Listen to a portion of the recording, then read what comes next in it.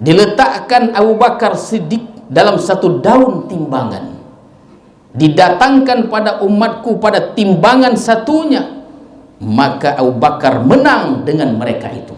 Ditimbang lagi, ini Abu Bakar, ini timbangan umatnya, menang Abu Bakar. Apa sebenarnya amalan Abu Bakar nih?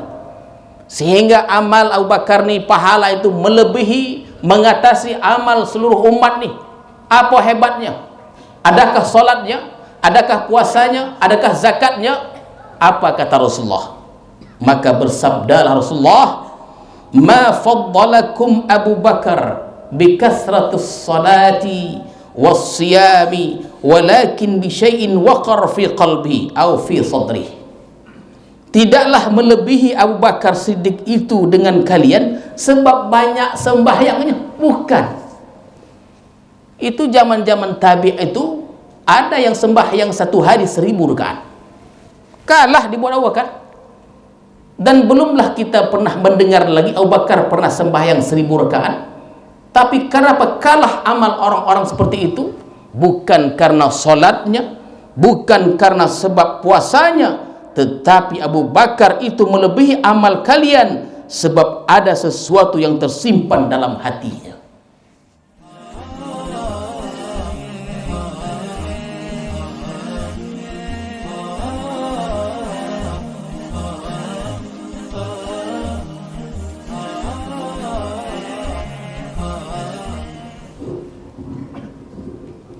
Al-Fatihah.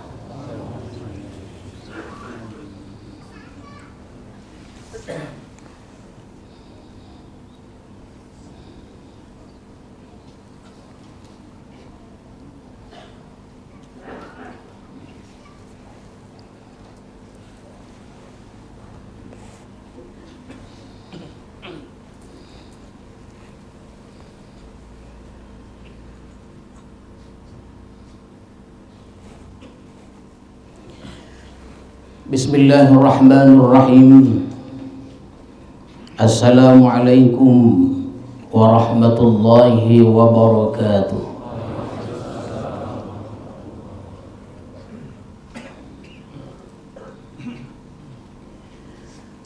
Alhamdulillahil latifil qadir,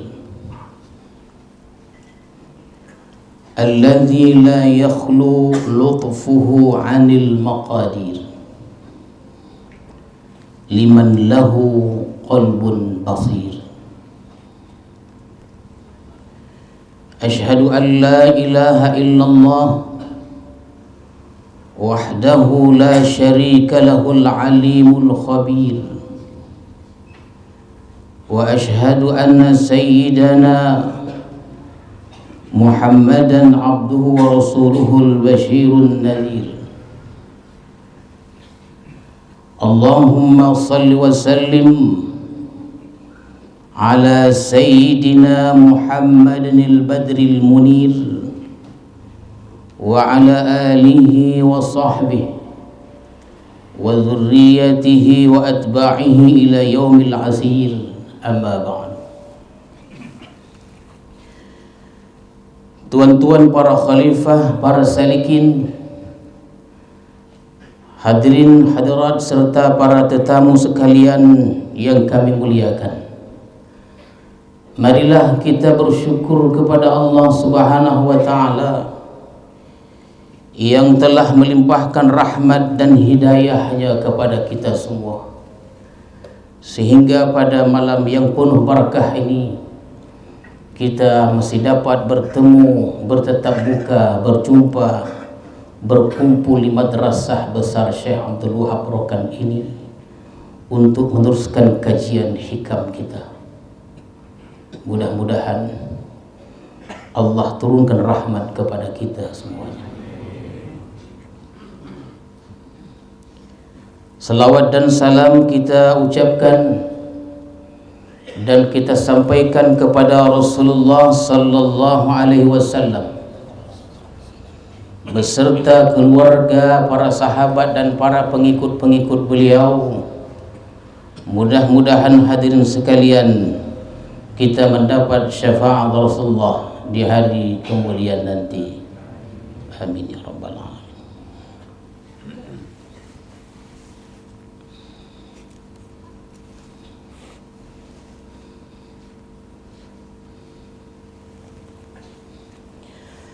Al-hikmatu tsalitsah ba'dal mi'ah min al-hikamil 'atha'iyyah. Qala al-imamul 'arif billah Ahmad ibnu Atha'illah Sakandari rahimahullah wa nafa'ana bi'ulumi. Maka pada hikmah yang ke-103 ini telah berkata pengarang kitab hikam ini, Al-Imam Ahmad ibnu Atha'illah Sakandari rahimahullah wa nafa'ana bi'ulumihi wa asrari. Kata beliau,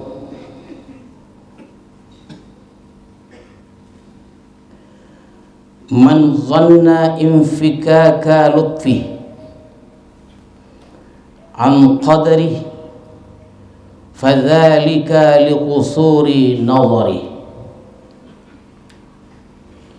Barang siapa yang menyangka terlepasnya kelembutan Allah dari takdirnya, maka yang demikian itu karena pendeknya pemikirannya, likusuri nazari.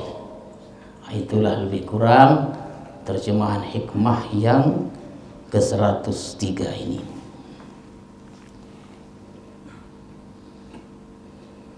Maksudnya adalah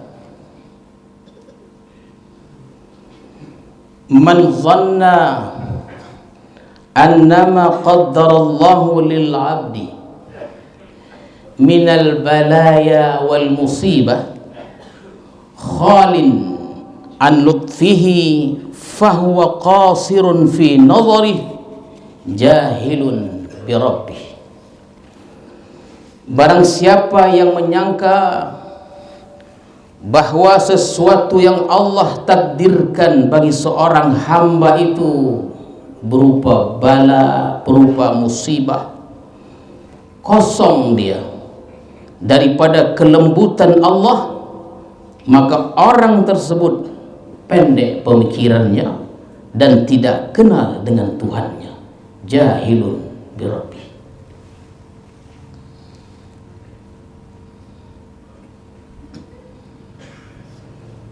Idza ta'ammala haqqa ta'amul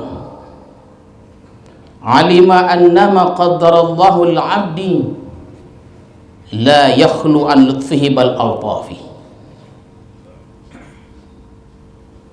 Apabila seorang hamba itu berfikir dengan sebenar-benar berfikir, niscaya dia mengetahui bahwa sesuatu yang Allah takdirkan bagi hamba itu tidaklah kosong daripada kelembutan Allah, bahkan banyak kelembutan Allah di dalamnya.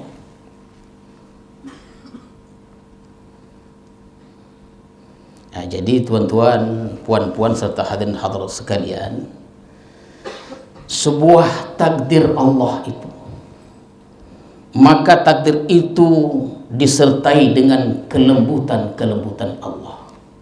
Banyak kebaikan Allah di dalam takdir Allah itu, baik takdir yang berupa nikmat maupun takdir yang berupa niqmah, bala, ancaman, hukuman dan lain-lainnya. Itu namanya niqmah, bukan nikmah.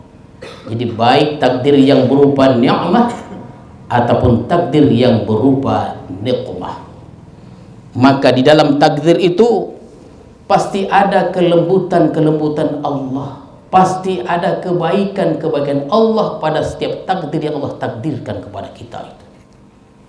Jangan kita ragu. Allah menakdirkan seorang hamba dengan musibah, contohnya umpamanya pada jasadnya seperti penyakit, maka dalam penyakit itu sangat banyak kelembutan Allah sebelumnya, sesudahnya, bahkan beserta penyakit itu diliputi dengan kelembutan Allah. Hanya saja karena kependekan dari pemikiran kita ini, dangkalnya akal kita ini, kurangnya ta'amul kita, pengamatan kita, sehingga kita tidak menemui kelembutan Allah pada setiap takdir atau musibah yang menimpa kita. Karena kurangnya ta'amul, kurangnya pengamatan kita, dan tidak bertanya kepada ahlinya, maka setiap musibah yang menimpa kita itu terasa sakitnya. Terasa sakitnya. Bahkan pada pertemuan sebelumnya, kalau kita yakin dengan seyakin-yakinnya bahwa musibah itu datangnya dari Allah Subhanahu wa ta'ala, bukan dari yang lainnya, maka musibah yang menimpa kita, penyakit, jabatan kita dan lain-lainnya, maka musibah-musibah itu, maka ujian-ujian itu menjadi hiburan untuk kita, gembira kita dan sabar kita.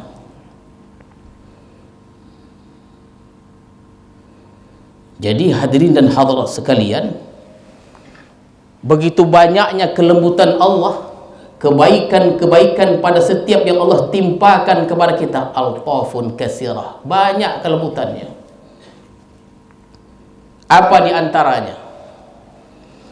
Minha iqbaluhu 'ala Allahi bitadarru'i wat taubati wal munajati, wa dzalika qad la yujad minhu halal 'afiyah. Setengah kelembutan atau di antara kelembutan Allah menyertai musibah itu, iqbaluhu, berhadapnya seorang hamba yang kena musibah itu kepada Allah Subhanahu wa ta'ala bitadarru'. Apa dia? Sangat memohon. Wat taubah, dengan taubah, wal munajat, dan munajat yang tidak ada pada waktu sehatnya. Itu yang pertama di antaranya. Ini salah satu kelembutan Allah Subhanahu wa ta'ala. Di waktu seorang hamba itu sakit, tadarru'nya kepada Allah, berharapnya kepada Allah, berhajatnya kepada Allah, bermohonnya dia kepada Allah lebih daripada waktu dia sehatnya. Waktu dia sakit, terbuka pula pintu taubat, terbuka hatinya untuk bertobat. Waktu sehatnya jangan diharap, tak apa-apa wajahnya. Allah sakitkan dia, terbuka pintu hatinya untuk bertobat. Waktu sakitnya terbuka pintu hatinya untuk munajat kepada Allah. Selama ini tidak pernah tahajud, tidak pernah pegang tasbih, Allah sakitkan dia, dua bola tangan pegang tasbih. Untuk apa Tuhan pegang tasbih dua bola tangan? Aku tak tahu juga nih. Dua bola tangan, orang sebelah tangan aja, dua bola.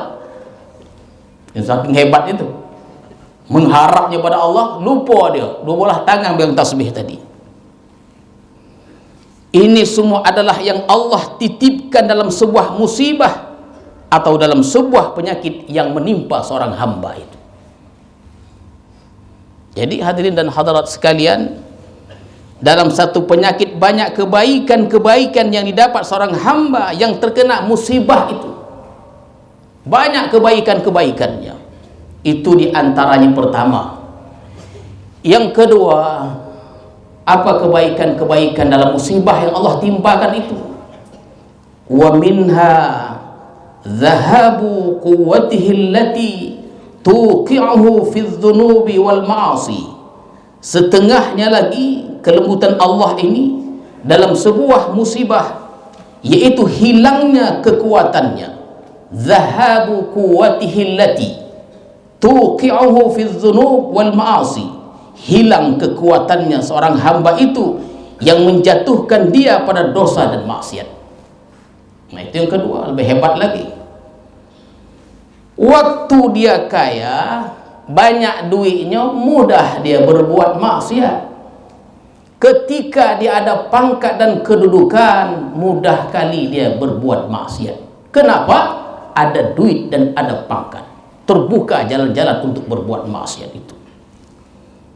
Diberi Allah dia musibah, Allah uji dia dengan satu musibah, hadirin sekalian, berupa kefakiran, kepapaan contohnya, atau sakit, hilanglah kekuatannya. Kekuatan duitnya hilang, tak ada duit lagi. Allah sakitkan dia, sakit, tak mampu lagi dia, dan dia tidak bisa berbuat maksiat dan dosa. Sodap itu dia. Jadi sakit ini elok. Dia kaya, dia berbuat maksiat. Dia ada jabatan, dia berbuat maksiat. Allah fakirkan dia, Allah miskinkan dia, Allah sakitkan dia, tak mau dia berbuat maksiat dan dosa lagi. Itulah kelembutan Allah yang ada dalam setiap musibah yang Allah titipkan. Waktu sehatnya bukan main lagi, maksiat aja kojonya. Bahkan dia bawa kawan-kawannya itu, dia ajak kawan-kawannya, dia panggil kawan-kawannya, ayo. Kata kawannya, aku tak ada duit. Tak apa, aku ada duit. Dia berbuat maksiat dan dia bawa kawan-kawan dia. Kenapa? Kuat duitnya. Allah sakitkan dia. Bawa tu asal. Allah sakitkan dia, dia pun tak berselera, tuan. Lemah, tak ada selera lah. Anda tuan, anda kenapa tak selera? Tak mau dia berbuat maksiat lagi karena lemah dia. Kata kawan dia yang pernah diajak dulu tu, ayolah ikut kami, tahu anda, ini gratis, aku yang bayar. Tahu anda juga dia. Kalau dulu dia bayar, ikut dibayar dia, tahu anda. Kenapa? Allah lemahkan dia, Allah fakirkan dia. Ini tuan-tuan, ini namanya lutfullah, namanya nih, kelembutan Allah yang Allah kirimkan, Allah titipkan dalam setiap musibah itu. Itu hikmahnya, apanya, altafullah itu, kelembutan Allah dalam setiap musibah itu.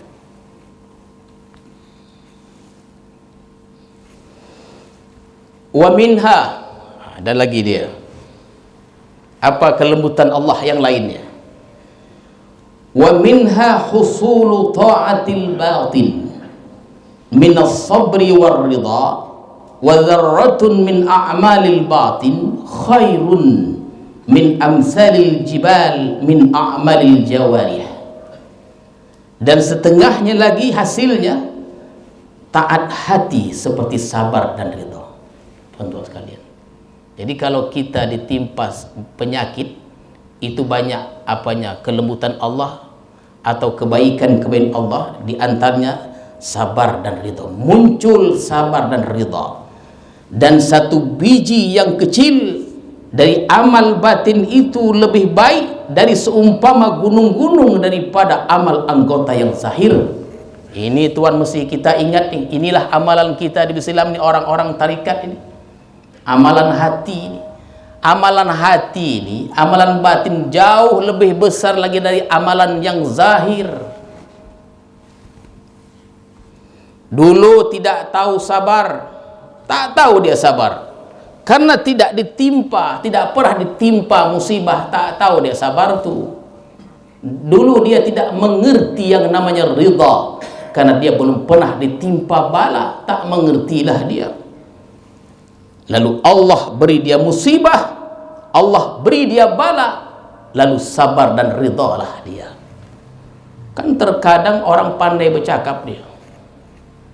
Ya.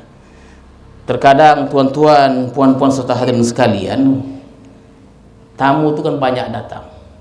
Sebelum dia mengajukan hajat, dia cerita tuh, tersentuh hati, luar biasa penderitaannya. Luar biasa penderitaannya, dia ceritakan. Jadi saya katakan kepada tuan itu, tuan, saya bilang, sekarang ini saya sehat. Sekarang ini saya sehat. Jadi saya ada hak untuk menyampaikan ingatan kepada tuan. Nanti tuan sehat, saya sakit, tuan pula yang menyampaikan ingatan itu kepada saya. Golak dia. Jangan disangka kita bicara tentang hebatnya. Marilah bersabar. Cukup dengan firmannya, cukup dengan hadisnya. Pandai dia bercakap tentang kesabaran, tapi dia belum pernah ditimpa tentang musibah itu. Dia sudah tahu bahwa sabar itu banyak fadilatnya. Banyak fadilat. Kalau bersabar itu hanya saja Allah selama ini tidak mengirim dia dengan musibah, maka tidak terbuktilah sabarnya itu. Tak terbukti sabar. Kenapa? Belum pernah ditimpa musibah. Begitu dia dapat musibah, disitulah Allah ingin buktikan ilmunya itu tentang kesabaran dan keridhaan. Jangan kita mudah-mudah bilang wang sabar ya, jangan. Ya. Jangan kita Allah timpakan kita musibah, baru kita rasa, tuan-tuan sekalian. Belum terbukti kita itu sabar atau tidak, ridha atau tidak, melainkan ketika Allah uji kita dengan musibah-musibah itu. Jadi hadirin dan hadirat sekalian, sabar dan ridha itu termasuk amalan hati. Ya. Jadi sabar dan ridha itu termasuk amalan hati. Dan satu biji yang kecil dari amalan hati itu lebih besar dari sebesar biji gunung dan lebih dari itu daripada amalan yang zahir. Jadi amalan hati ini, amalan batin itu jauh lebih tinggi dari amalan yang zahir. Maka bersabdalah Rasulullah sallallahu alaihi wasallam, "Ra'aitu mizanan dulliya minas sama' fawudi'tu fi kaffatin wa wudi'at ummati fi kaffatin farajahtu bihim wa wudi'a Abu Bakar fi kaffatin wa ji'a bi ummati fawudi'at fi kaffatin farajaha bihim." Ini kata Rasulullah, sabda Rasulullah sallallahu alaihi wasallam. Aku melihat timbangan diturunkan dari langit, kata Rasulullah, maka diletakkan aku pada suatu daun timbangan dan diletakkan seluruh umatku di timbangan yang lainnya, maka menanglah timbanganku dengan mereka itu. Artinya Rasulullah sendiri ditimbang amal Rasulullah ini, dan amal umat Rasulullah kalah umat Rasulullah. Kemudian sambungan hadisnya itu, diletakkan Abu Bakar Siddiq dalam satu daun timbangan, didatangkan pada umatku pada timbangan satunya, maka Abu Bakar menang dengan mereka itu. Ditimbang lagi, ini Abu Bakar, ini timbangan umatnya, menang Abu Bakar. Apa sebenarnya amalan Abu Bakar nih? Sehingga amal Abu Bakar nih, pahala itu melebihi, mengatasi amal seluruh umat nih. Apa hebatnya? Adakah solatnya? Adakah puasanya? Adakah zakatnya? Apa kata Rasulullah? Maka bersabdalah Rasulullah, "Ma faddalakum Abu Bakar bi kasratus salati was siyami walakin bi syai'in waqar fi qalbi aw fi sadri."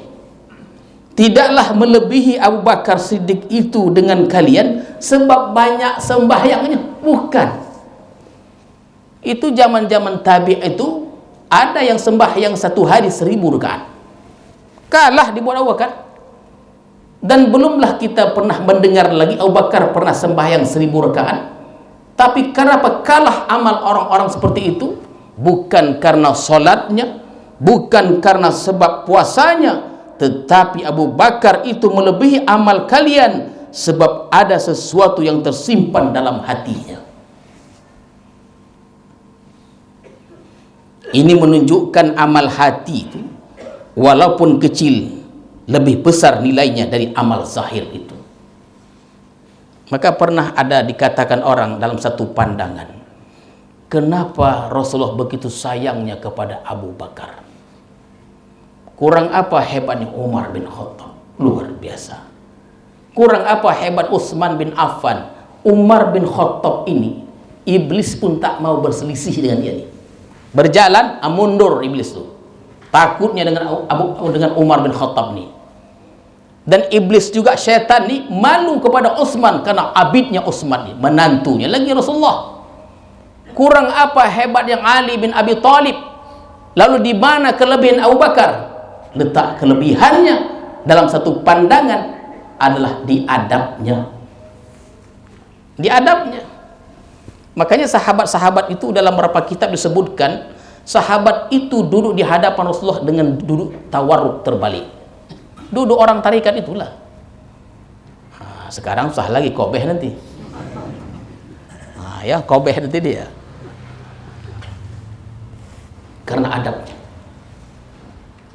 Itu tuan-tuan pernah dalam cerita itu, ketika orang menunggu Rasulullah terlambat datang, orang saya melihat ke kanan dan ke kiri, maka dipersilakanlah Abu Bakar nih untuk tampil sebagai imam. Kan ditunggu Rasulullah tak ada, belum lagi datang dia, belum masuk ke masjid, maka tampillah Abu Bakar itu untuk memimpin imam. Sebaik beliau ada di depan itu, orang pun bersuara kasak kusuk. Artinya beliau sudah tahu ketika menoleh Rasulullah sudah ada di belakang beliau. Mundur beliau, mundur, berada di sebelah Rasulullah. Datang ke Rasulullah, diperintahkannya Abu Bakar pimpin imam. Tak bergogak, tak berani berdiri di hadapan gurunya Rasulullah sallallahu alaihi wasallam. Padahal itu perintah. Abu Bakar imam, tak mau dia. Tak kuat dia, walaupun mertuanya tak kuat dia berdiri di hadapan membelakangi Rasulullah. Dia diam. Maka Rasulullah tampil sebagai imam. Itu diantaranya. Ketika di gua itu, waktu hijrah itu, kan dalam sejarah dikatakan kalajengking, atau ya kalajengking lah, menggigit kakinya. Ini kalajengking, ini kalajengking Arab, bukan kalajengking Besilam. Iya. Kalau bahasa Besilam dicotok dia, dicotok, sehingga tuh menahan sakit yang luar biasa. Karena sayangnya kepada Rasulullah, kan itu menantunya itu, sayangnya kepada Rasulullah, tidak mau terganggu tidurnya Rasulullah, dia jaga adabnya, dia tahan rasa sakit itu. Tapi peluh ini kan jatuh, Rasulullah sadar, terbangun Rasulullah, ditanya ada apa ya Abu Bakar, diceritakan bahwa kalajengking telah menggigitnya. Sebagian dia katakan kalajengking katanya. Kata rupanya di ludah Rasulullah. Ya di ludah sampai apa tuh? Botah. Itu cobalah nanti itu. Ada anak kita kono itu ludah. Dia bertambah pagah dia.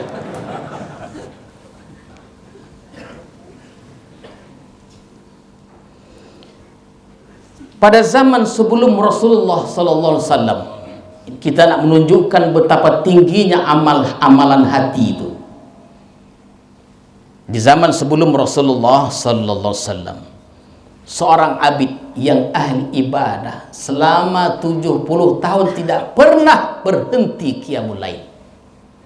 70 tahun lama tuh nah.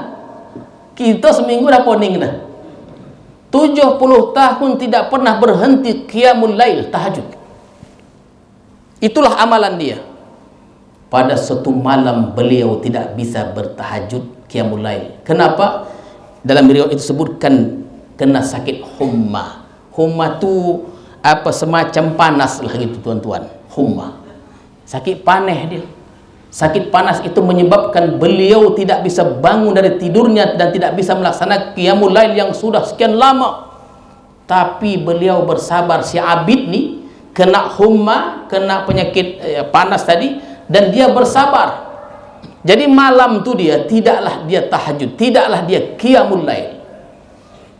Allah Subhanahu wa taala mengutus seorang malaikat untuk menyampaikan kepada Nabi pada saat itu, pada zaman itu, supaya Nabi itu menyampaikan kepada abid tadi bahwa sakit yang dia sabar itu pahalanya lebih tinggi dari tahajud 70 tahun itu. Ya, sabar dulu. Ya, belajarlah kita sabar. Agak aja. Sabar satu malam itu, ridho satu malam itu melebihi amal ibadah 70 tahun lamanya. Itu menunjukkan betapa tingginya amalan hati dari amalan zahir ini. Jadi tuan-tuan sekalian, apa amalan hati ini? Seperti sabar, seperti ridha, tidak bisa dibandingkan dengan amal zahir seperti sholat dan lainnya. Karena Abu Bakar pun tinggi timbangannya itu, berat timbangannya bukan karena banyak sholatnya, bukan karena banyak puasanya, karena ada sesuatu yang tersimpan dalam hatinya. Nah, jadi kalau kita sudah terbiasa kita qiyamul lail bertahun-tahun diamalkan, sakit kita sabarlah, ya sabar kita. Dan sabar ini kan kita dilatih dalam rumah suluk. Tadi saya ditanya tadi itu ada tamu tentang tarekat, tentang suluk. Suluk itu kan definisinya kita itu adalah membersihkan diri dari sifat-sifat tercela, artinya dibuang sifat-sifat tercela yang bersarang di dalam badan kita nih, tubuh kita ini, dan kita masukkan sifat-sifat terpuji. Apa dia? Sabar, ridha, dilatih gitu. Dan hukumnya wajib. Tadi saya ditanya apa hukumnya masuk suluk nih tuan. Kalau hukum masuk suluk dalam artian kita ingin menghilangkan penyakit batin ini wajib. Jangan main-main tuan. Menghilangkan penyakit batin itu hukumnya wajib. Apa dia penyakit batin hati? Sombong, ria, dendam itu, iri, dengki, fitnah dan lain-lainnya, itu wajib untuk dihilangkan. Jangan main-main. Dan cara menghilangkannya ya antara yang kita tahu masuk suluk. Janganlah dicari-cari kesalahan orang suluk nih, ya, yang nampak salah tuh hanya dilaporkan. Jadi inilah maksud dzarratun min a'mal batin khairun min amsal jibal min a'mal jawarih. Jadi tuan-tuan sekalian, itu diantara kelembutan, ya, kelembutan Allah dalam setiap musibah-musibah yang Allah timpakan. Apa yang lain lagi kelembutan Allah nih dalam musibah ini? Wa minha kasratu dzikril maut. Setengahnya lagi orang yang diberi musibah ini seperti penyakit, contohnya dia akan banyak mengingat mati dibanding waktu dia masih sehat. Waktu sehatnya pura ada aja, pura ada. Waktu sakitnya mati aja, kojab-kojab kubu, kojab-kojab kubu, ingat mati. Kenapa sakit? Takut. Artinya sakit itu jauh lebih baik dari sehat. Tapi kata Abu Talib Al-Makki, manusia itu paling suka sehat, paling suka dia dia tidak, manusia tidak suka miskin, tidak suka hina, tidak suka sakit. Padahal itu yang baik untuknya dan di sisi Allah. Manusia ini kata Abu Talib Al-Makki, dia tidak suka dia sakit, tak suka dia itu. Dia suka sehat, tak suka sakit. Dia suka terkenal. Padahal itu bahaya di sisi Allah Subhanahu wa taala. Jadi wa minha kasratu dzikril maut, ingat mati. Orang yang sakit itu pikirnya pasti banyak mengingat kematian. Nah, tuan-tuan kan sudah pernah mengalami kematian itu. Ya. Dan mengingat kematian ini pun satu ibadah yang sangat besar pahalanya. Mengingat kematian ini adalah satu ibadah yang besar pahalanya. Macam mana cara mengingat kematian nih? Kan begitu dia. Maka di antara bentuk mengingat kematian yang baik itu adalah ada dalam konsep 10 kaifiat. Itu dia. Jadi orang tarikat ini tuan-tuan, puan-puan serta hadirin hadirat sekalian, sebelum mereka mengucapkan ilahi anta maksudi wa ridhaka matlubi, sebelum berzikir ismul zat itu, mereka ingat mati itu sebelum mati. Macam mana dia? Tafakkurlah dia, konsentrasi yang penuh, dibayangkannya dirinya itu mati. Macam mana? Dimandikanlah dia, dikafani dia. Ini betul-betul bukan agak-agak nih. Dimandikan dia, diingatkan dirinya, dibayang-bayangkannya, dimandikan dia, dikafani dia, diusung ke tanah kubur, dikuburkan dia. Itulah ingat mati. Jadi kaifiat 10 itu bukan main-main. Dipikir itu mudah-mudah aja. Itu diantara bentuk ingat mati yang elok. Dan mengingat mati ini salah satu amal yang paling elok pula. Jangan ditanya udah ingat mati, udah. Macam mana? Ingat kubur, udah. Bukan begitu dia. Ingat matinya ada caranya. Dan di antara cara yang baik itu ada dalam kaifiat 10 itu. Kalau tuan-tuan tidak tahu, masuk suluk. Sejongkal suluk resiko. Rasulullah pernah ditanya, hal yakunu ma'asyuhada yaumal qiyamah ghairahum? Qala na'am. Wahai Rasulullah, adakah di hari kiamat itu dimasukkan dalam kelompok syuhada itu orang yang bukan syuhada, dimasukkan ke dalam kelompok syuhada tapi dia bukan syuhada? Apa jawaban Rasulullah? Qala na'am, ya ada. Dia tidak mati fi sabilillah, dia tidak mati dalam peperangan, bahkan dia mati di atas tilam yang empuk. Sodap, tilam itu tobal, di situ dia mati, di atas katil itu dia mati. Tapi di akhirat dimasukkan dia dalam golongan syuhada, mati tidak fi sabilillah, mati di atas katil, tapi digolongkan dalam syuhada. Kan heran sahabat nih, oh ini lotih kami kena berperang kok. Ini dia tak berperang, ikut dalam golongan kami. Siapa mereka ya Rasulullah? Nabi menjawab, man dzakaral maut kulla yaumin 20 marratan. Orang yang mengingat kematian 20 kali dalam sehari. Ya. Orang tarekat tak tahu lagi, ya kan? Mungkin sampai, mungkin tidak. Karena setiap kali mereka berzikir, mereka akan ingat mati itu. Jadi tuan-tuan ni kalau belum masuk suluk misalnya lah, selalu jalan di topi kubur tu. Ya selalu jalan di topi kubur tu. Baca-baca sikit kau siapa dah meninggal kau. Dibaca-baca sikit, ingat-ingat. Kalau melancong, karena tempat di dunia ini tempat wisata pelancongan yang paling elok di dunia, dua aja dia. Dua aja.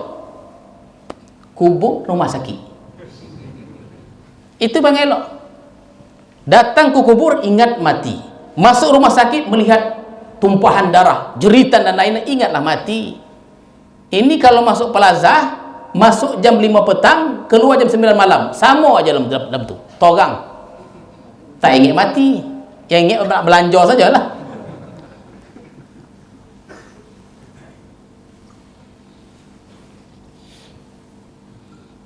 Jadi tuan-tuan serta hadirin hadirat sekalian, jadi banyak kelembutan Allah dalam setiap musibah itu. Jadi hikmah ini merupakan penyempurna hikmah yang ke-102 tuan-tuan sekalian, yang menyebutkan di dalamnya liyukhaffifa 'alamal bala' anka ilmuka ila akhiri. Jadi hikmah yang kita baca malam ni merupakan penyempurna hikmah yang ke-102. Apa dia? Hendaklah meringankan akan sakitnya bala itu oleh tahunya engkau bahawa bala itu dari Allah Subhanahu wa taala. Jadi kalau kita ditimpa bala, jangan tuduh orang. Jangan. Itu semua dari Allah Subhanahu wa taala. Oleh karena itu, termasuk yang membuat bala itu menjadi ringan. Macam mana supaya bala itu yang hebat, yang menyedihkan, yang mengecewakan menjadi ringan ketika kita menghadapinya? Yang pertama, kita tahu bahwa bala itu dari Allah, bukan dari fulan bin fulan, bukan dari orang, tapi dari Allah Subhanahu wa taala. Kalau begini cara kita berfikir, kita sadar kita, maka bala-bala yang menimpa kita itu menjadi hiburan untuk kita hadirin sekalian. Yang kedua, dengan satu bala itu diampuni Allah dosa-dosa kita. Yang ketiga, dengan sebuah musibah Allah meninggikan derajat kita di dalam surga, ya, surga Allah Subhanahu wa taala. Hadirin dan hadirat sekalian, qala Rasulullah sallallahu alaihi wasallam, inna fil jannati manazil la yanaluha al-'abdu bi'amalihi laysa laha 'alaqah min fawqiha wala imadun min tahtiha. Qila ya Rasulullah, kaifa yadkhuluha ahluha? Qala yadkhuluha shibhal tayr. Qila liman takunu tilkal manazil? Qala li ashabil balaya wal humum wal amrad. Kata Nabi, di dalam surga itu ada tempat tidak bisa dicapai tempat itu dengan amal. Dalam surga itu ada tempat yang elok, tak bisa dicapai untuk masuk ke tempat itu dengan amalan-amalan. Tak ada dia begitu. Walaupun sehari satu khatam kita baca Quran, satu hari satu khatam kita baca Quran 30 juz, tak bisa kita sampai ke tempat itu, bukan dengan amalan itu. Macam mana tempat itu? Tempat itu kata Rasulullah terkatung-katung, tidak ada tali, tidak ada tongkat. Kata sahabat, bagaimana cara masuk ke tempat itu kalau begitu? Tidak ada tali, tidak ada tongkat, macam mana dia masuk tempat yang terkatung-katung? Dia masuk ke sana seperti burung terbang, syibhat thair. Sahabat lalu bertanya, untuk siapa tempat itu ya Rasulullah? Heranlah sahabat nih, apa amalan orang nih sehingga bisa masuk ke tempat itu seperti burung yang terbang? Rasulullah menjawab, tempat itu disediakan Allah bagi orang-orang yang di dunia selalu mengalami bala musibah dan penyakit. Agaknya malam ni minta lah kita penyakit. Minta tuan. Ayo, boleh tuan, boleh ya Allah. Kudonga tadi ceramah tadi hebat tompek tu. Macam burung Tuhan. Ha, begitu dia. Berikanlah aku penyakit. Ya. Tapi tuan-tuan, payah berjumpa dengan orang minta penyakit. Kata Abu Thalib Al-Makki, manusia itu tak suka sakit. Padahal sakit itu baik untuknya di sisi Allah. Manusia ini suka terkenal kaya dan lain-lain, sehat, padahal itu bahaya bagi sisi Allah. Udah tahu sakit dia bertobat, sehat tidak bertobat, tetap manusia itu memilih sehat. Itulah manusia. Jadi tak can, kalau bahasa Islam tak can dah, hendak mendonga ya Allah sakitkan aku. Tak can, ya. Apalagi kelembutan Allah ini yang Allah titipkan pada setiap bala itu. Zikru ma huwa asyaddu, mengingat daripada sesuatu yang lebih sangat daripada engkau. Begitulah dia, supaya hati ini ringan tuan-tuan sekalian. Kan banyak saya ini melapor pada saya, ya Tuan, saya sudah 7 kali menangis, 7 kali saya ujian Tuan, tak lulus. Saya ceritakan pelan-pelan. Semalam ada orang datang, ibu bilang, anak dia ikut ujian 21 kali, tak lulus juga.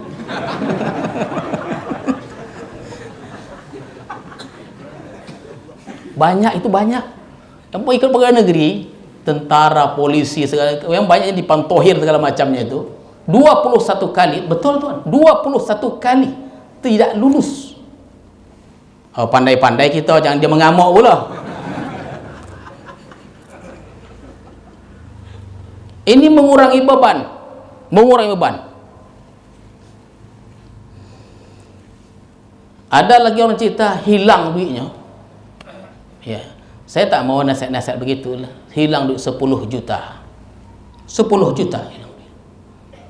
Pelan-pelan saya menceritakannya bahwa ada orang datang sebelum ibu nih, hilang duitnya 100 juta.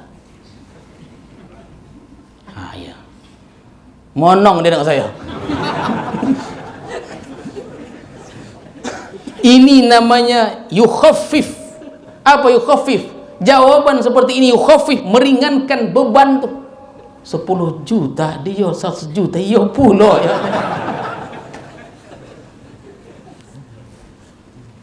Kita ulang cerita Nabi Ayub. Kita ulang lagi. Kebun-kebun Nabi Ayub terbakar. Orang datang kepada Nabi Ayub alaihissalam mengkhabarkan bahwa kebun-kebun Tuan ni terbakar habis. Bukan 1-2 antai, luas. Beliau menjawab, alhamdulillahilladzi a'ta wa naza. Segala puji bagi Allah yang memberi dan yang mengambil. Tengok dia. Ucap alhamdulillah, tuan-tuan sekalian. Tidak lama kemudian ternak Nabi Ayub mati, unta mati, kambing mati, lembu mati. Disampaikan kepada beliau bahawa hewan-hewan ternaknya sudah mati. Beliau menjawab, alhamdulillahilladzi a'ta wa naza.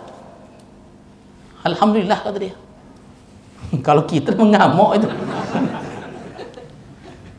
Beliau ada qasar. Qasar itu istana. Runtuh istana itu, mati anak-anaknya, tinggal beliau dan istrinya.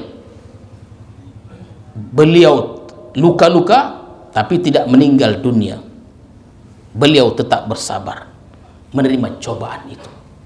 Beliau seorang nabi, ditimpa musibah beruntun. Itu nabi, apalagi kita yang banyak maksiat ini. Perlulah kita mencontoh Nabi Ayub alaihi salam. Begitu dia, Tuhan. Banyak sebenarnya kisah-kisah yang ingin kita ceritakan tentang kesabaran para salafus salih dalam mereka menerima ujian-ujian itu, karena mereka yakin, mereka tersenyum, mereka gembira, mereka sabar, ridha menerima ujian-ujian itu, karena mereka yakin ujian itu dari Allah dan membawa kebaikan untuk orang yang ditimpa musibah itu. Kita tetap belajar sehingga kita yakin bahwa musibah yang menimpa diri kita, pada badan kita, pada keluarga kita, pada jabatan kita, itu semata-mata untuk kebaikan kita, menjadi orang yang terbaik di sisi Allah Subhanahu wa taala. Itulah yang dapat saya sampaikan, mudah-mudahan ada manfaatnya dan semoga amal ibadah kita terima Allah Subhanahu wa taala. A'udzu billahi minasyaitonir rajim. Bismillahirrahmanirrahim. Allahumma zidna ilma warzuqna fahma walhiqna bis salihin. Allahumma ij'al jam'ana hadza jam'an marhuma wa tafarruqana min ba'dihi tafarruqan ma'suma. Wa sallallahu ala sayyidina Muhammadin wa ala alihi wa sahbihi ajma'in. Subhana rabbika rabbil izzati amma yasifun. وسلام على المرسلين والحمد لله رب العالمين. السلام عليكم ورحمة الله وبركاته.